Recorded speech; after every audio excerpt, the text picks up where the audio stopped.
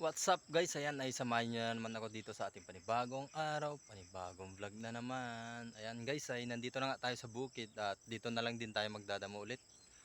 Malapit dun sa kinuhaan natin kahapon. Kaya let's go guys. At dito na lang pala yung napili nating spot na pagkukuhanan ng damo. Kasi pag nasa malayo pa yung pagkukuhanan natin ay syempre mabigat kasi mabasa-basa yung mga damo. Kaya samahan nyo na ako guys dito. Kukuha ng damo.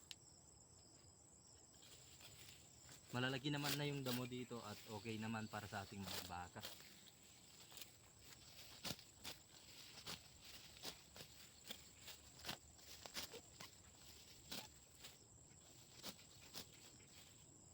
At ayan nga guys ay marami na tayong nakuha. Ayan. Ayan yung nakuha nating mga damo.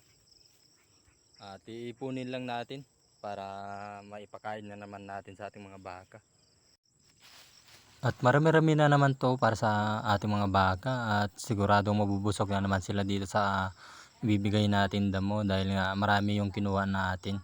Kahit medyo mabasa at least ay medyo malapit na tayo sa ating mga baka.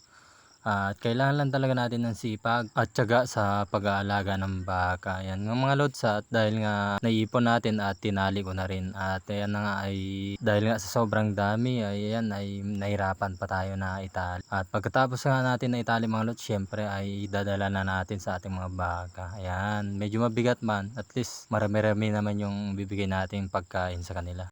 Basta't masipag ka lang na kumuha ng damo para sa iyong baka ay syempre mabubusog sila at magiging maamo yung mga baka.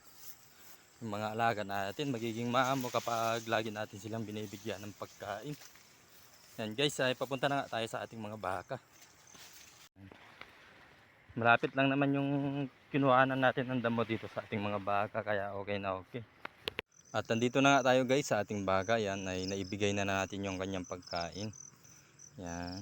Yan guys, sobrang nakakatuwa na naman na yan, mabubusog na naman yung alaga natin. Kasi may pagkain na naman siya. At pupuntahan na naman natin yung dalawang baka natin. At ito lang pala yung daily routine natin dito sa bukid. Kaya pagpasensya nyo na guys kung nagsasawa na kayo sa panonood sa akin. Kaya skip nyo na lang. At maraming salamat pa rin sa mga solid supporters natin na laging nanonood sa atin. Kaya thanks God kasi nandyan pa rin kayo para sa akin. At nandun pa nga sa malayo yung dalawang baka natin. At pupunta tayo dun para bigyan din ng pagkain sila.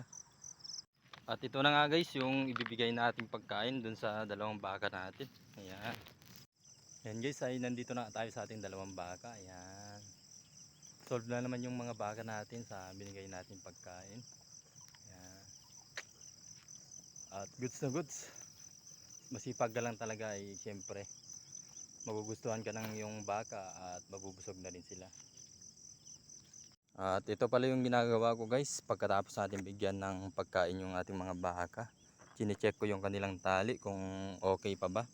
Kasi mahirap na makatakas sila kasi may mga mais dyan sa taas. Ayan. Mahirap na. Kaya goods. At okay na yung tali nila. Kaya pupunta naman tayo dun sa kalabaw. At dahil nga tinaan ulit ni Bianan yung lambat, syempre baka tayo na yung magtanggal. At pupuntahan lang natin yung mga kalabaw at saka yung lambat na tinaan ni Bianan ay tatanggalin na rin natin. At nandun na rin si Bianan sa mga kalabaw guys. Siya na yung nagbibigay ng pagkain nila. Kaya okay na okay.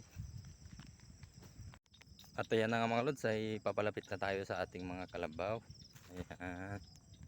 Tayo na ay magtatanggal dun sa lambat guys. Ayun yung tinaan ni Bianan. Yan guys, si Ofang may pagkain na. Itong silawin naman ay mapili sa pagkain. Ayun yung tinaan ni Bianan na lambat. Tatanggalin na natin. At bago pala natin tanggalin yung lambat guys, yan madami na, may bulaklak. Medyo madami din kaya kukunin na natin.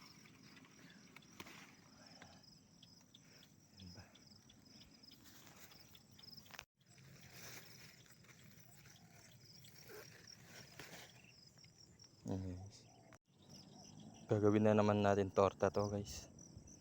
At tatanggal na pala natin yung lambat at ito lang pala yung huli. Medyo hindi tayo pinalad ngayon pero good sa rin kasi may huli naman. At maraming salamat na naman sa inyong panonood guys. At God bless po sa inyo. Thanks for watching mga lods. Bye bye.